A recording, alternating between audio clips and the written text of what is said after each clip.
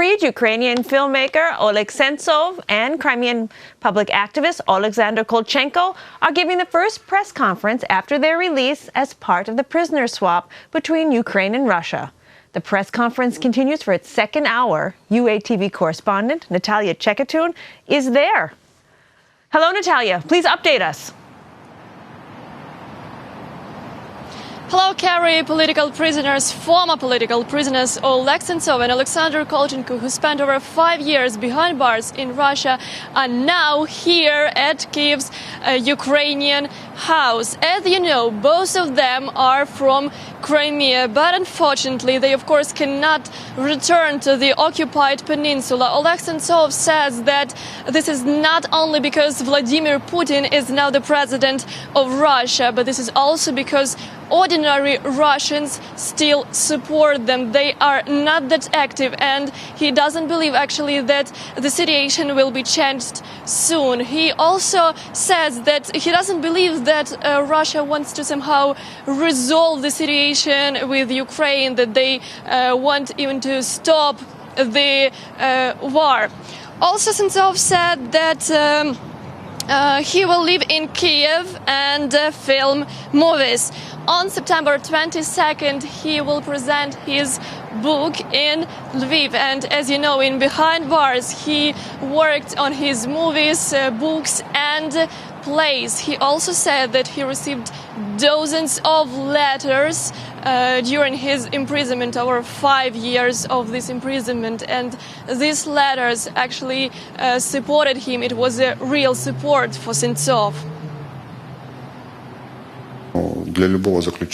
For any prisoner, letters are very important. This is the most important. You may not eat that day, there may be no deliveries, but there will be a letter.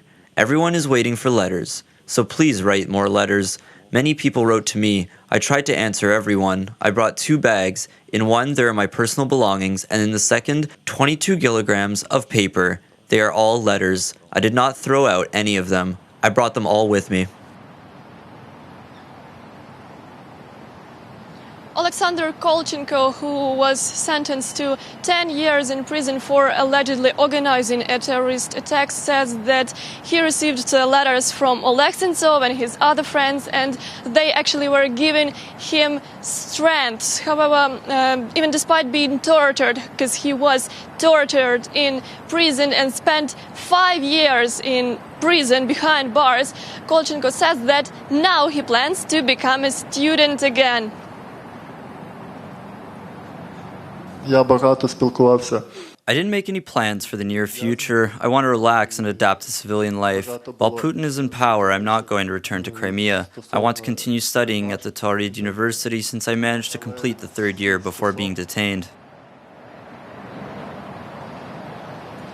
As a reminder, 35 Ukrainians were recently released in exchange for 35 Russians and pro-Russian separatists. However, dozens and maybe even hundreds of Ukrainians are still being behind bars in Russia and the occupied parts of Donbass. We asked Oleksandr Matviyenko, a human rights activist, about the current situation with political prisoners.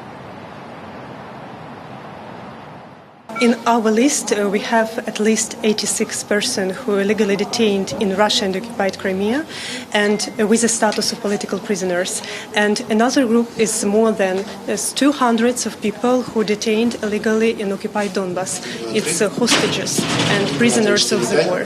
But the exact number, I must admit, we don't know. All these numbers only at top of iceberg.